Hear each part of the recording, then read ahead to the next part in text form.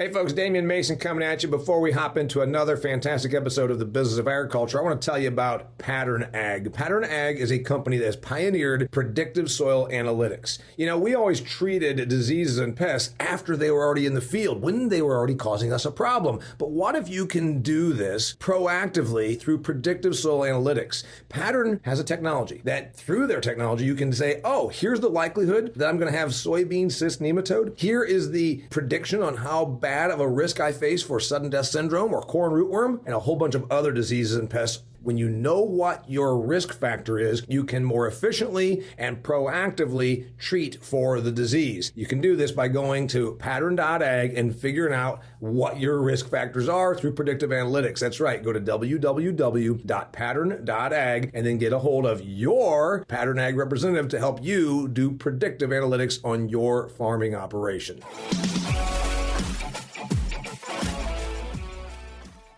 Well, greetings and welcome to another fantastic episode of the Business of Agriculture. Got a great subject for you today that you probably are not going to hear this kind of perspective on other formats. We're talking about Florida agriculture in the aftermath of Hurricane Ian. Got a great guest. His name is Nathan Carson. He's the Vice President of Operations for Chemical Dynamics, a fertilizer blender in Plant City, Florida. We're going to talk about specialty crops, the impact on specialty crops, produce, especially trees, tree fruits, and what that big, huge, nasty hurricane is doing to the production, but also then about the supply chain, which we've had all kinds of talks about that in the last 2.5 years. And then what this means for us in the business of agriculture. You know, a lot of fertilizer comes out of Florida, and we're going to talk about the fertilizer markets, which we just were getting back to being recovered on. And we had gone through all this tumult. We had gone through doubling of prices. And now all of a sudden there's this new disruption. Also then about weather's impact, not just in Florida, but on fertilizer, where we're talking about the Mississippi River that's going dry and barge traffic has been slowed to a halt. All that's going to be covered in this episode. All right, Nathan Carson, VP Operations, Chemical Dynamics. What the hell is Chemical Dynamics? So Chemical Dynamics is a family-owned fertilizer blender located in Plant City, Florida. So my grandfather started the company about 50 years ago, come in January. So, really looking forward to going strong, 3 generations in the business. So I kind of oversee the supply chain and the operational elements of the business. And so that involves dealing with rail cars and the railroads and the railroad strikes that are going on. That's been a constant headache for me the past few months, dealing with trucks coming in, dealing with just getting delivery drivers in general. So all the supply chain elements and labor elements that had headaches that we've had over the past couple of years, I've been ground zero on. Our bread and butter is dealing with specialty fertilizers, especially in the micronutrients.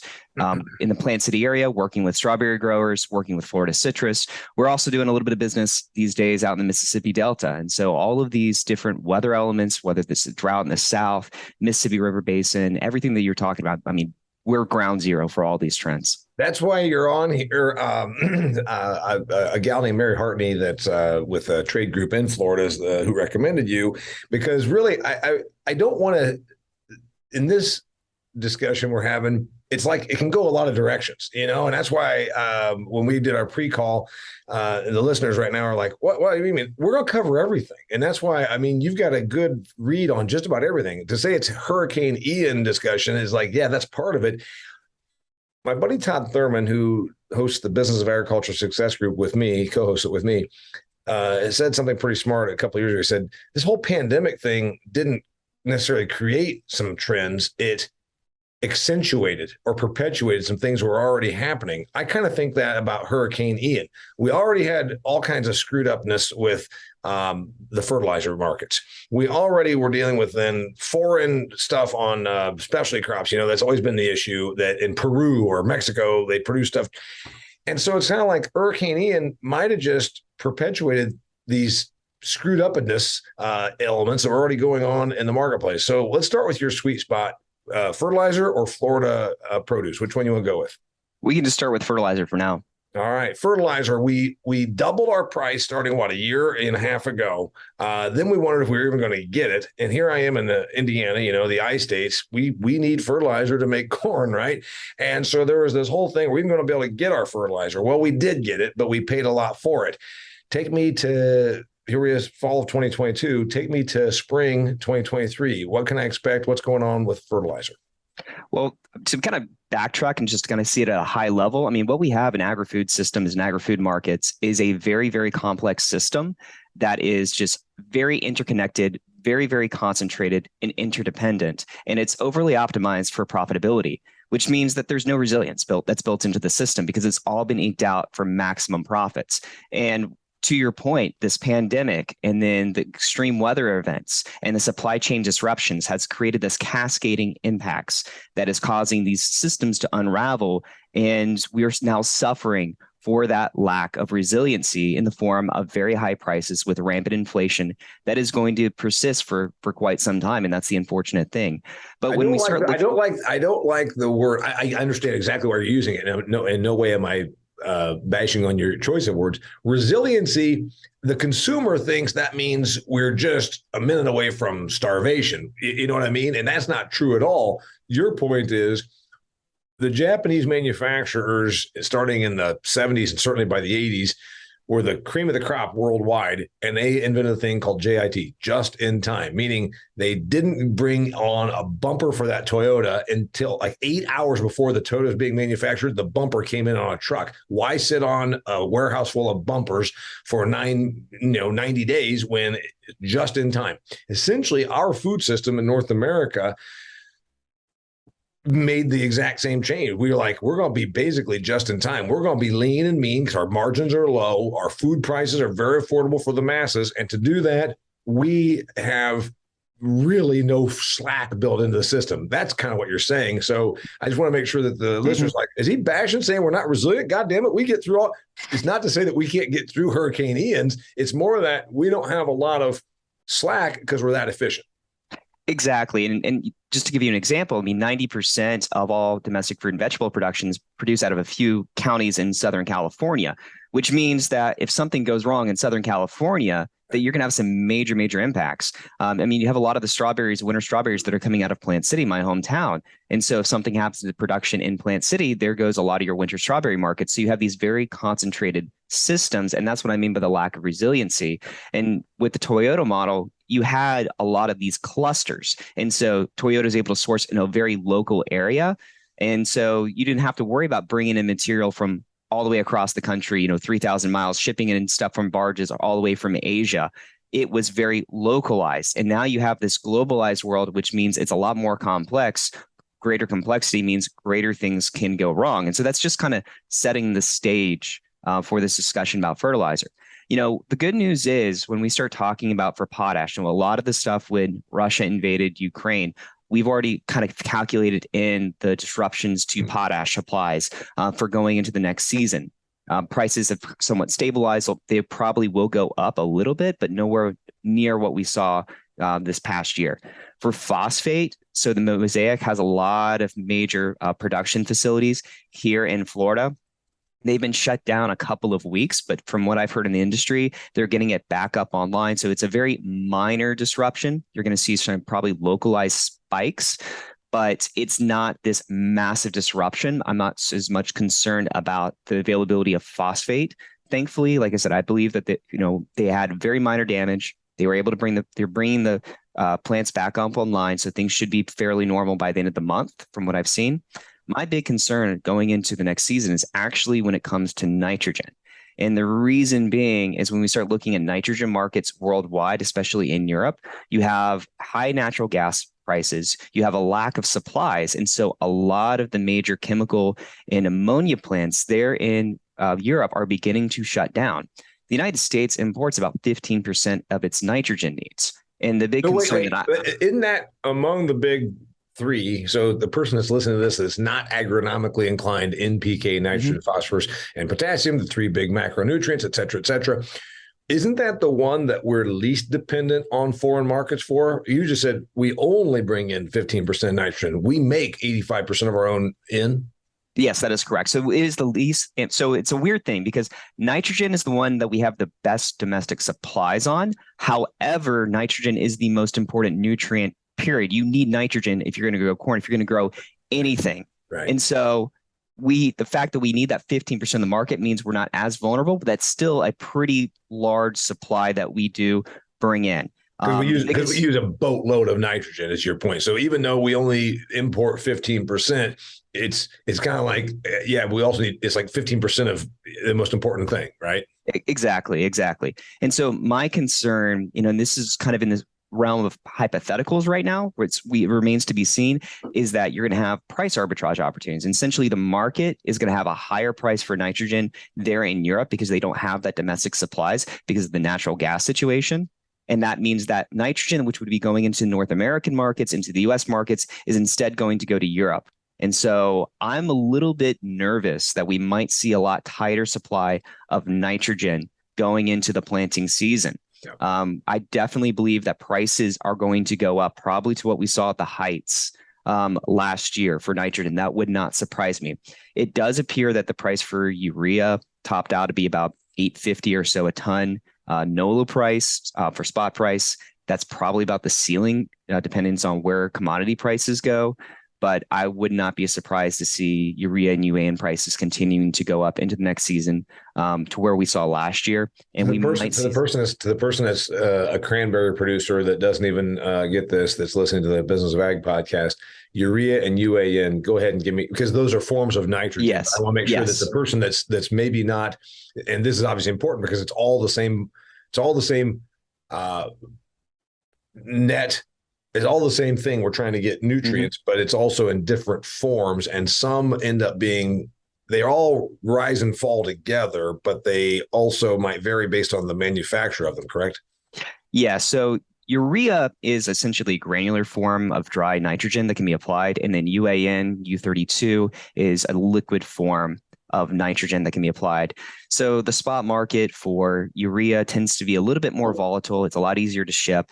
UAN is a little bit more difficult to ship because it's a liquid. And so that's, something to consider as well as we're looking at the markets. And, but going back to it, that's something that we need to watch carefully. And a lot of that, how tight the nitrogen market may be, what the prices are going to do, is really going to be influenced by what goes down in Europe for this coming year. And what we see for, do ammonia plants really shut down? Do they have a massive shortage of, nitrogen fertilizers going into their planting season? Another thing to watch is the chemical precursors that are being manufactured by companies such as BASF. And how is that going to impact the second, third order impacts down the line for different crop protections? Because a lot of those precursor materials are going to China. And that's where a lot of you have chemical manufacturing for crop protection, and that comes back into the United States. And so seeing those different nodes and how it impacts down the chain is going to be something we're going to have to watch very, very carefully into the future. So thank you. And the issue on nitrogen in particular, the average person that doesn't, lives in suburbia doesn't realize energy equals fertilizer when it comes to nitrogen. I mean, you have to have, we use fossil fuels to make it. I mean, other stuff we dig out of the ground, but nitrogen is manufactured, right? And so you need energy. And that's going to be a real issue when you're talking about, they're saying that European factories are shutting down. That's a fact. Wall Street Journal article 3 weeks ago talked about the deindustrialization, particularly like Eastern Europe. They ain't got no energy. They can't make aluminum, whatever. Same thing with fertilizer. We're losing out on production of it because of the energy situation in Europe. Am I right? Yes. I mean, that is correct. I mean, you have to have it. And so the main way that we produce nitrogen is through ammonia, which is essentially by igniting natural gas. And so that there is a direct correlation with nat gas prices and nitrogen prices. The demand for nitrogen, so the price of commodities, is also a major impacting element. So if we have high commodity prices for corn and soy, that's going to impact prices. I mean, the other thing in demand is what is being planted. So one of the interesting things in the United States is normally we plant about 90 to 91 million acres of corn and about 89 to 90 million acres of soy. But because of the high prices for nitrogen, we actually saw that flipped. We saw between 90 and 91 million acres of soy and about 89 to 90 million acres of corn. And because soy really doesn't need that much corn, we saw a massive drop in the demand. So, by the way, that was the big prediction, Nathan, going into spring, that we were going to, for the ag trade said this will only be like the third time or fourth time in our nation's history where soybean acres will be greater than corn acres in the United States. That was the narrative all till May. And then the WASDE report comes out here last week, and I dug it up and I dug up some other stuff. It turns out it was 87 million acres of soybeans and still 89.9 acres of corn. So it didn't happen the way they said it was going to happen this year. And that was all predicated on the fertilizer prices, right? But it ended up still not doing that way because I'm convinced people in the Midwest still love to plant corn. But, nitrogen be damned. So you think that we're going to see this 2023 where it finally does happen, where the acres of soy do go more than corn because of nitrogen availability? It's definitely possible. I think it is really going to be determined what happens in Europe. I think a lot what you're probably going to see too is different places like in the South is where you may have like a choice between, cotton, soy, or corn. That may be, depending on what the nutrient availability is. I think you're going to see, and then there's a lot of different factors that go into it because, if corn prices continue to remain really, really high, then you have a good lock on your supply of nitrogen, then yeah, you can plant. If corn prices plummet, then yeah, that's probably going to be a big determining factor is prices as much for commodities as much as availability of the fertilizers. I think those are going to be the two factors to look for. And that's the one I want to hear about is the actual availability. Before we do that, I want to remind our listeners, a company that you need to put on your phone and you check this out is a company called AgVisor Pro. My buddy Rob Syke, smart dude, Canadian entrepreneur, agricultural entrepreneur, started AgVisor Pro. He's started multiple businesses throughout his career. He's been a guest here on the podcast, but I really want you to check out this latest initiative they're doing, AgVisor Pro. It's an app. You put it on your phone because the point is, farmers spend, it's an ungodly thing, according to AgVisor Pro's research, 17 to 19% of a farmer's time is spent just acquiring information. Well, why not shorten the curve? As Rob always says, if you shorten time and space, you make money. So if you can shorten your information search to using the AgVisor Pro app, it's real simple. There's a bunch of experts on there. You just put it on your phone. AgVisor Pro don't cost you nothing to put the app on your phone. You go on there and say, I need to know about this. You find an expert that can answer your questions, find somebody that has been there and done that, and they will steer you to the information you need. AgVisor Pro, it's an app, put it on your phone, don't cost nothing. And you can also be an expert on AgVisor Pro, meaning you could become an expert that someone else is seeking out because of the stuff that you know. Go check it out, AgVisor Pro. All right, Nathan, availability. We've now been hearing this. This will be our third season. It was 2 years ago we started the whole thing. Supply chain, pandemic, blah, blah, blah. Are we even going to be able to get the inputs we need? We got the inputs we need. Some of the seasoned agricultural people are like, man, they're starting to realize I know my shit because I'm having to really go back here and do some new formulations, or I'm having to change up some stuff. We used some old chemistry. It really got a little tight, but we ended up being fine. Then this year, same story. Are we going to have availability issues based on the Russia-Ukraine problem and what's going on with energy markets and Europe? Is that where our supply problems are threatened, or is it somewhere else? I would say it's definitely the biggest threat to nitrogen without question is what's going on with European energy markets, with European ammonia and nitrogen markets. That is the number one thing to watch without question.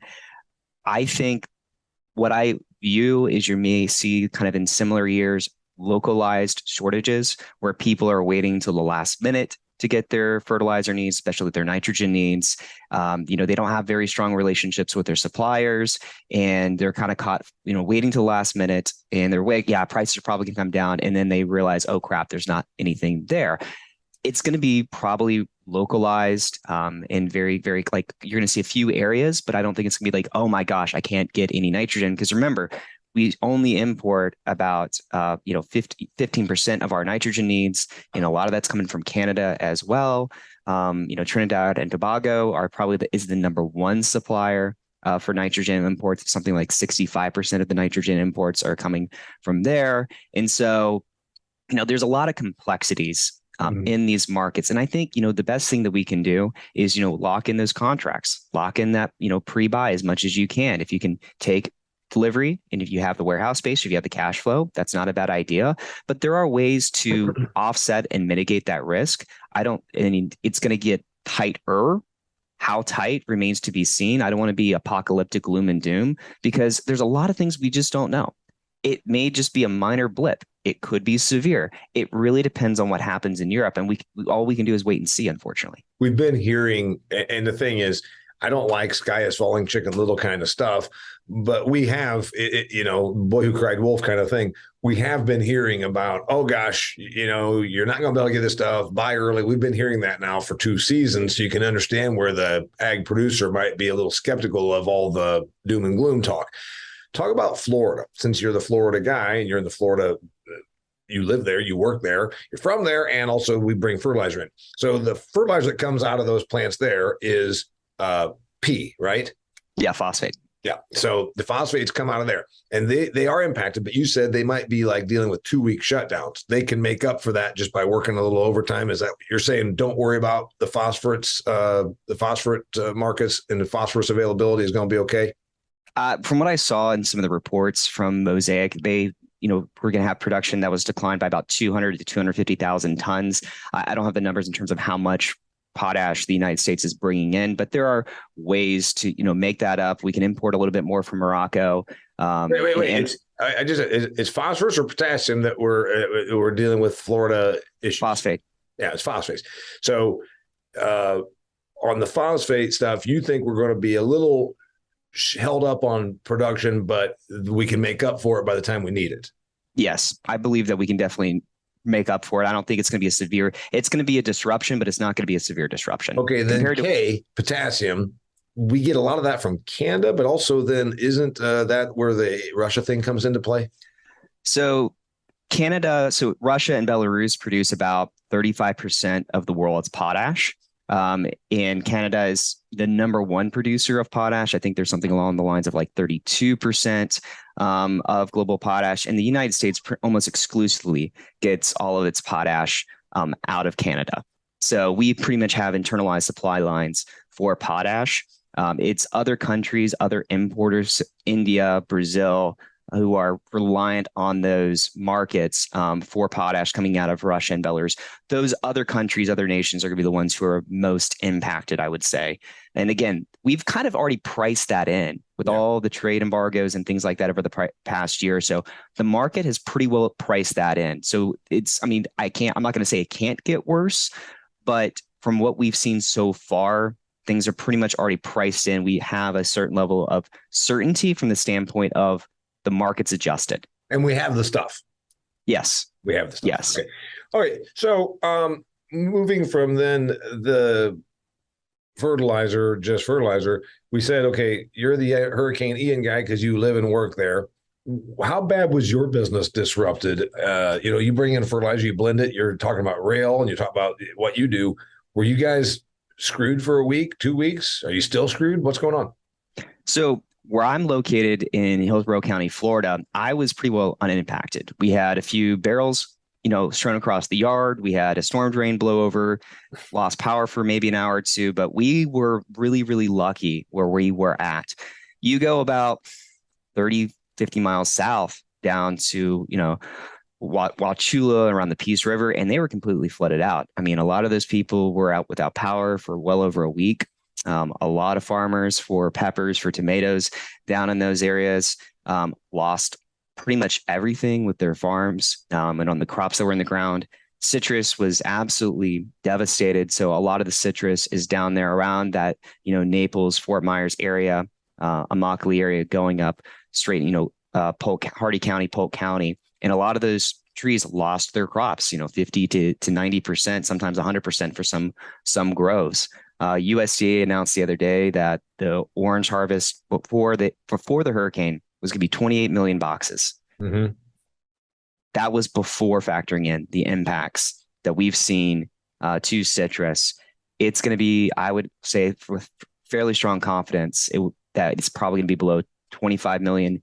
It could be as low as 20 million. I'm afraid that's the rumors that I'm seeing. 20 million boxes. Okay, so you're talking about we might have peeled citrus. We might have peeled off 1/3 of citrus production with this storm. Potentially, it could be worse. I mean, we're still trying to figure out exactly how bad. It's not even just the problem for Florida citrus isn't just the impact that we've seen like to the harvest itself. It's the damage to the trees. Uh-huh. For those listeners who may not be aware, so Florida has been combating a disease called citrus greening. It's a parasite that's spread by the Asian psyllid. It essentially gets into the sap of the tree, and it creates, basically clogs the arteries of the tree. And so the tree is starved of nutrients. Yeah. And it's been in the state for about 15 years or so. And it's just been this problem because there's not a cure for greening. All we can do is kind of treat the symptoms to try to keep the tree alive for as much as possible, for as long as possible. Yeah, are we off? Like, I mean, I've read a few articles about this. By the way, anybody that's listening to me for repeat times knows already my sentiments about China and the entire continent of Asia. But just one more thing that we brought over from Asia that's destructive to our ecosystem and to our economy: citrus greening. Remember, the Asian the emerald ash borer has destroyed my woods, all of my ash trees. So yes, screw China. I hate China. And and I'm not very happy about from carp to citrus greening. Anyway, the production was already pretty well harmed over the last decade by this parasite. And now you've got that and the storm. Are you saying that the storm damage is worse because the trees were already vulnerable? Yes, exactly. And just the industry itself is very, very fragile. And it's just been one body blow after another for the industry. We had a big freeze happen at the beginning of the year that really did a lot of damage to Florida citrus. And you have the problem where people are drinking less fruit juice because they have it through their minds. Oh, there's the sugar in this fruit juice, so we shouldn't drink it because sugar is bad when it's a natural sugar. And I mean, it's ridiculous, some of the bad health food advice that is going on when you need the vitamin C. And, orange juice is like, it's a natural, occurring sugars. And so we have demand for citrus going down, which means prices are going down. With high fertilizer prices, that means the margins for, the profitability for a lot of these groves are already on the cusp. And now you have this, the output is very low too, and the quality is very low because of this disease with greening. And now you have the hurricane come through, and it's just this one bam, bam, bam, bam, bam approach that really has Florida citrus reeling. And I mean, it is getting to a point where, I mean, it is very, very grim for Florida citrus. And it is going to take a lot of help from the state. It is going to take a lot of help from the federal government to keep this industry alive, to help us find a cure for greening so we can begin to rebuild. Because the problem that we see with Florida agriculture in general, and not just to citrus, you have all these individuals who are moving down to Florida. And when these groves, when these farms go out of business, it's not like they go to just follow land, they go to developers. And now all this pristine ag land becomes a concrete jungle that you lose permanently. Yeah. And that's the risk that we see to Florida agriculture. Yeah, the risk is, and the consumer won't go without their orange juice. It'll just become Brazilian orange juice, right? Or just import it from Mexico, which is a lot of what they're doing now as well. I mean, they're starting to import more and more because there's just not enough Florida oranges being produced. So it has to be supplemented from somewhere else. The very state that gave us, it's not just for breakfast anymore. You're too young to remember that, but that was the whole shift that they increased orange juice consumption considerably by telling people it's not just for breakfast anymore. Yeah. And then once people decided they could put some Smirnoff in it and have it in the afternoon, away we were to screwdrivers. Okay. What do you see, Nathan, that the people that are listening to this that are, in the seed business in Nebraska are not seeing that you see? You just told us about citrus. What else? Like specialty crop stuff? There's kind of like the perfect storm. We had the pandemic stuff. We had supply chain issues. We had then the fact that you've got Hurricane Ian, but you already were dealing with, as you talked about, 4 million new people, as the article I read, 4 million new Floridians in the last decade. Like Florida gained 4 million residents, I think, over the last 10 years, is the article I read. What's happened with Florida agriculture with all the goings on?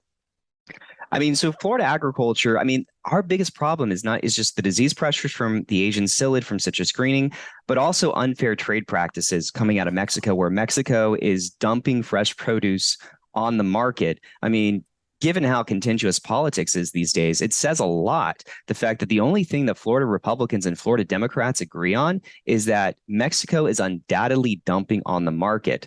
And what's more is this produce industry is a front to smuggle fentanyl into the country. Why is it that it can oftentimes cost less money to get a truck of strawberries going from Mexico to New York City than it is from, say, Mexico up into California? And the answer is, you think the answer is it's not just produce that's on that truck?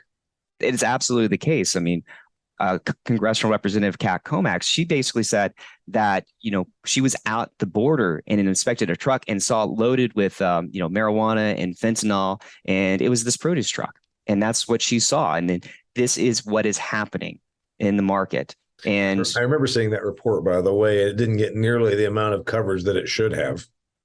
Yeah, I mean, it is a massive, massive problem. And so that is a big threat to Florida agriculture. I mean, the other impact that we're seeing to U.S. specialty crops is, I mentioned earlier that about 90% of domestically produced fruits and vegetables are coming out of California. Well, you have massive, massive droughts, and that's going to continue to get worse. And the problem that California has is that it hasn't built any water infrastructure since Ronald Reagan was governor. Yeah. So the 1970s, the last time they did it. So 50 years ago is the last time they created water infrastructure. The population is nearly doubled in that time in California. We still have a climate that can produce stuff that you can't produce almonds in Nebraska, right? So, I mean, there's certain stuff that California is climatologically just better at. But they need water. So they've got that issue. And like you said, it's getting drier. Does that just mean that we bring more crap in from foreign countries, or does it bode well for Florida that California has drought? It varies because so California can produce it year round. And so there's a seasonal window that Florida can hit. And that's going to be beneficial to Florida because it's going to be able to take over a bit more of that window. And that is good. But again, the problem that Florida has is less California and more a lot of the produce from Mexico is getting dumped at the same time that a lot of Florida agriculture is coming online. So timing. Yes. And the issue is the timing of the markets. And I think what we're going to see more and more, especially when we look at the development of urban agriculture, vertical farming, et cetera, I think we're going to begin to see, just out of necessity because of the lack of water in California, more co-location of specialty crops within, the major production hubs and the seasonality and bringing back the more localized traditions for, perishable commodity production. Because, why do you want to produce a strawberry that's, out in California that has to be survived being shipped all the way to New York City? You're not breeding for taste. You're not breeding for nutrition. You're breeding a strawberry that can survive being shipped across the country and then has that extended shelf life. If you can produce it more locally, now you can start breeding more for taste and for nutrition. And that's where I see, by necessity, by the technology that we're seeing, the development of specialty crops in this country over the next couple of decades. It's a great topic, by the way, and that's not where I was expecting our interview to go. But I talked about it in my book, Food Fear. The guy Mark Schatzker wrote a book called The Dorito Effect, and he was actually one of my early guests on this podcast way back when, about that very issue. The average consumer knows that a tomato out of your garden smells like the earth, has flavor. It's amazing. Go to the Kroger or Walmart and buy a tomato, and it's essentially red, spherical water. It has no flavor. And actually, you can even argue that the nutritional content is not as great because we bred it for transportability, right? And that's exactly what you're talking about. And there's even now more compelling evidence that flavor equals nutrition. In other words, they go together. Your body craves this thing because your body's saying, I want that nutrient. And also that flavor sometimes ties to nutrient. And we've gotten all messed up with essentially that's the whole point of his book, The Dorito Effect, that we've through artificial flavoring and again, massive production. We just said, let's get lots of product and transportability. So here's the thing. You wouldn't think a guy in Florida would be speaking about the ills of transport and stuff. Remember, it's not just for breakfast anymore. Man, take that orange juice from Florida and ship it to South Dakota. We're not going to probably grow oranges in South Dakota no matter what. But your point is well taken that you think that some of the vertical farming might end up occupying a bigger space in ag. Yes. And I mean, you're not going to get away with these production hubs. I mean, you're always going to have Plant City strawberries. You're always going to have Florida citrus. You're going to have these big production hubs. You Yeah. know, it doesn't matter what happens with agriculture, the Midwest is always going to be the king for corn, for soy, for wheat, etc., because of the geography. You cannot change these geographic endowments, and the geographic endowments of Florida make it a key hub for winter fruit and vegetable production. Period. That's not going to change. But when you think about, earlier I was talking about the fragility of our agri-food systems and how vulnerable they are to disruptions. Building a more resilient agri-food system means you're basically deleveraging and diversifying the production hubs. And so now you don't have 90% of all your fruit and vegetables domestically coming out of California.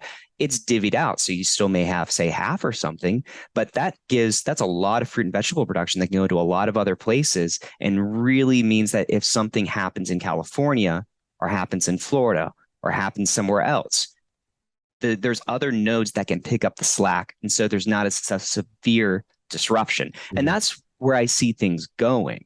And again, we need to be investing in Florida agriculture because you have this over dependence in California. And so Florida is poised to be able to scale up faster than other geographies because we're already producing a lot of this fruit and vegetable production.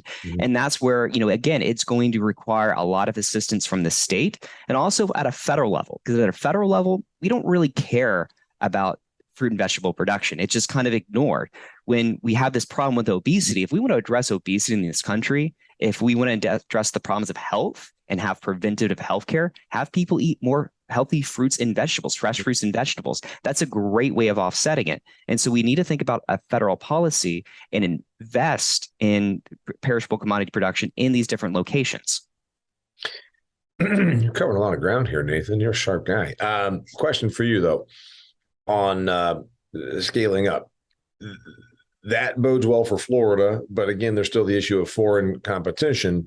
And it's fine to compete if it's done fairly. And you're saying that what we have right now is fentanyl buys the bus and they just throw some tomatoes on the that's what you're really saying, is that it's not a fair marketplace because it's distorted because of the criminality.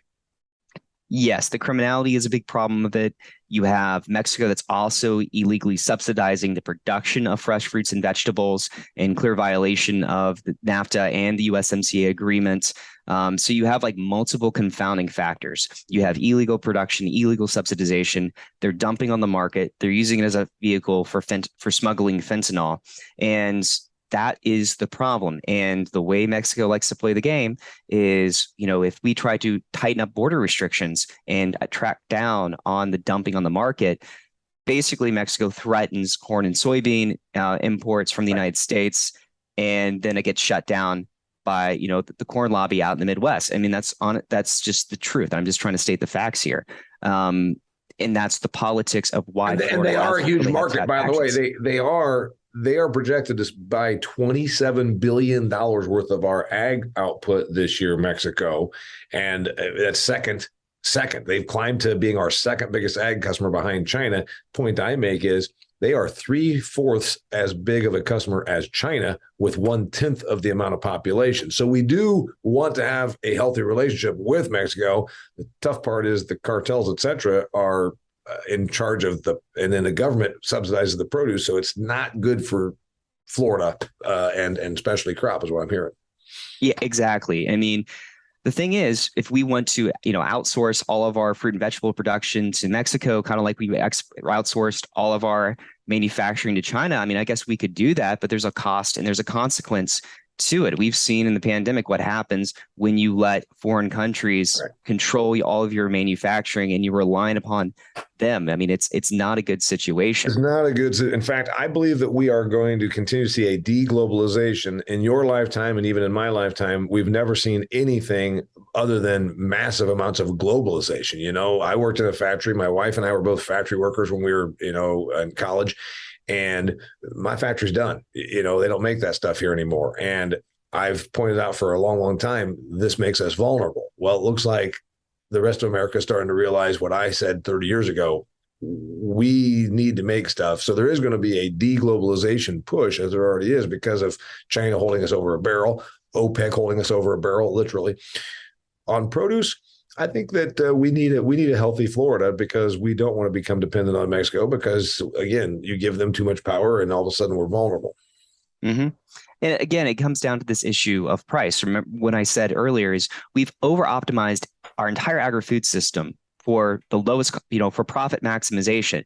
And then we sit around and we wonder why we have all these problems with obesity and these second and third order impacts to our agri-food systems. We look at why is it that farmers used to be making 40 cents on the dollar in the 1980s, and now they're making less than 15 cents on the dollar. I mean, back in the pandemic, a lot of the growers in the Dakotas, they were, 40% of their revenue was coming from federal government transfer payments at one point. We talk about the future of agriculture, but where's the future of agriculture where farmers can actually afford to farm? We're losing that rich tradition. We're losing those rich communities because all we care about is profit maximization when, it's not, look, I'm in small business. I like money. Profit's a good thing, but making money is not the highest order good. And when you orient an entire society and our political economy around that, that's where you say, let's just outsource all of our fruit and vegetable to Mexico. Let's outsource our entire manufacturing to China. Let's outsource all of our oil to Saudi Arabia and Venezuela, et cetera, because, it's just cheaper that way. It's not. Well, by the way, Nathan, that was pretty much the mindset for decades. And I was one of the guys out here, like, I'm a capitalist. I'm a small biz guy, same as you. I'm talking, but I'm like, I know what happens. They taught me in history, back when we still taught real history, the United States has never won a war. We just outproduced the competition.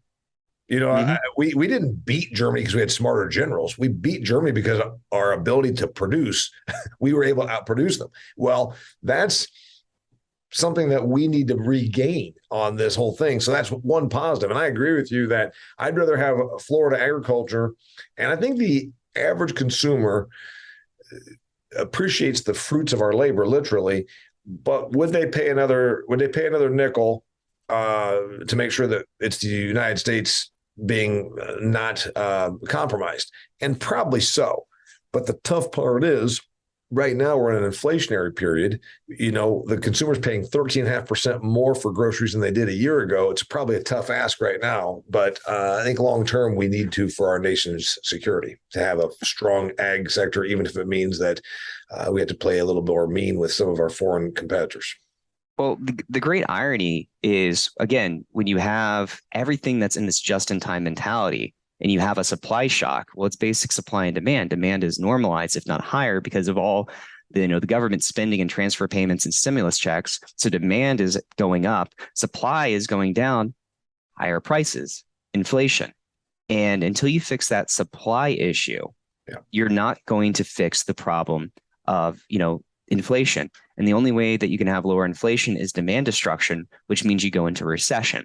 Yeah. And so we really need to be focusing on that production quotient. You cannot have consumption without production. And as a country, we've outsourced production. And I this is getting a little bit more into political economy, but I think agriculture is really indicative and is a really good litmus test for understanding like what we've seen overall, because we all have to eat. At the end of the day, we all have to eat. And so if we can really focus on fixing the issues in our agri-food supply chain, especially for fruits and vegetables, I think that can give us a good model that we can scale out and apply to different sectors as well. Got a lot to say. I think we should probably get out of here, though, because I'm going to have you back for more in-depth on global economics of food. But certainly you and I both agree, I don't want the demand destruction, meaning I don't want the consumer in the United States of America to not be able to afford food, which is where we're heading right now. I want us to just be able to have lots of supply, lots of choices, and take care of inflation that way. And I was interviewed in a media outlet about 3 weeks ago where I said that exact thing. What's the answer? I said, probably just more supply, because you sure as hell, I live in a blue collar neighborhood here in Huntington, Indiana. Meaning I've got it's a factory town. I don't want these people to go without, and I know what you're talking about. Get me out of here, Nathan. Give me your final wrap on the episode I'm calling Fertilizer, Florida Agriculture and Hurricane Ian. What do I need to know? I think, it's just been, I don't know. I mean, there's just a lot of things going on these days in global ag markets. I mean, Florida agriculture, we're here. I mean, I'm seventh generation Floridian, third generation in the family business with fertilizer. I'm not going anywhere. I know a lot of growers. It's been a tough few years for Florida agriculture, but we're not going anywhere. We are going to make sure that we pull through this. Since we opened up with fertilizer, I want to go out one thing. Will we have what we need? Will we have the fertilizer we need? We talked about the Mississippi River barge system. Will it go to rail since the barges are unable to move with the dryness in the Mississippi? Will we have the fertilizer we need to grow crops in 2023? That's the one thing that I don't really know. I mean, a lot of it's going to be dependent upon, can we get rain and get the Mississippi up to normal? You've got all the railroad strikes, and that's going to be a major concern as well. And when you think about fuel prices, it takes a lot more fuel to move things via rail than via barge, via truck versus via rail. Yeah, right. So ship is the most efficient, rail is the second most efficient, truck is the third. And all of a sudden, if we're having to put fertilizer on trucks, then the price of fertilizer, if we have the availability, is going to be skyrocketed. Yes, and that's definitely a major concern on the logistics side of it. Yeah. What we're seeing disruptions for the barge system and the potential disruptions for a strike could cause some serious problems. I mean, the only quote unquote good thing, silver lining, is that it's still early in the season. And so there's still time to position the fertilizer to where it needs to be in Q4 and Q1 before planting. But the question is, how long does this persist? If your gut right now says we're probably going to be okay. Too soon to tell, because there's too many. There's the barge issue with the Mississippi, and then there's also the potential looming rail strike, which Biden said he fixed a month ago, which that's not true. Unfortunately, it was not fixed. Yeah. And I think probably the big disruption to agriculture is going to be more on the export side as we go into harvest and getting crops out of the United States more than getting the fertilizer in, just because of the timing of the seasons. It can still be pretty disruptive, but I think, to the input supplies, again, it's bad. It's still too early to tell. It's reason for concern. I don't see a reason to panic just yet. Come back in 6 months and talk to me about fertilizer. That sounds good. All right. Your name's Nathan Carson. My name's Damian Mason. Nathan, if they want to look you up, what do they need to do? So I'm on Twitter. If you guys want to look me up on Twitter, it's ND Carson. ND like Nathan. The letter N, the letter D, Carson. Carson on Twitter. And so that's the best way to find me. My comments on global ag issues, fertilizer issues, geopolitics, politics in general. So it depends on, where I'm at in the mood for the day. Well, you're going to become a repeat guest on this podcast because I like what you had to say, and I like the fact that you bring great examples. And I'm going to never forget the term geographic endowment. I've never heard that before. When you talked about, I might have called it climatological or geographical or topographical advantage. Geographic endowment. That's that's my phrase of the day right there. His name's Nathan Carson. My name is Damian Mason. If you like what we're doing here, go back and check out past episodes. Remember also, I'm now on Acres TV. That's right. The Hefty Brothers started Acres TV. Go to watchacrestv.com and you can see my episodes there. Also on YouTube, and of course, wherever you get your audio podcast shows with somebody you know. If you like what we're doing here, reminder, I'm producing really cool stuff over at Extreme Ag. Extreme Ag is the farmers that are really forward thinking. They are doing trials, they're doing new products and talking about practices. I'm producing a podcast for them called Cutting the Curve. And also I'm shooting a whole bunch of videos on site with them. So go and check out Extreme Ag. There's no E on the front of it, just extremeag.farm. Till next time, thanks for being here, Nathan. Thank you so much. My pleasure. Till next time, it's the Business of Agriculture. Well, that concludes another fantastic episode of the Business of Agriculture. This episode was brought to you by Pattern Ag. Everybody in agriculture understands the importance of soil health. We also keep an eye on our soil better than we ever did through advanced soil testing. But what if there was a company that provided predictive analytics, not just checking out nutrients and all the elements that are in there, but also could tell you the degree of risk you face with disease and pest pressure? That's right. Pattern Ag can do that. They actually can tell you, hey, you're going to have a real issue here. You can preemptively, proactively treat for corn rootworm or cyst nematode or sudden death syndrome before the problem actually starts costing you yield. Go to pattern.ag, that's www.pattern.ag, to find the nearest rep that can help you start doing better for your soil.